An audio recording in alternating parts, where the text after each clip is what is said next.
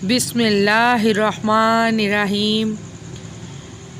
حضرت علی رضی اللہ تعالیٰ عنہ نے فرمایا، میری 5 باتیں یاد رکھیں۔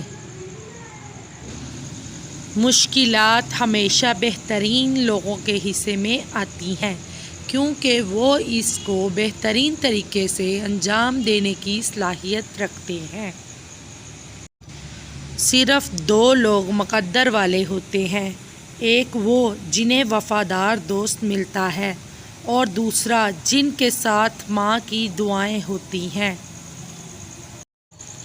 تم کسی کے ساتھ بھلائی کرو، تمہیں اس کا بدلہ برائی کی صورت میں ملے تو سمجھ لو کہ تمہاری نیکی قبول ہو گئی۔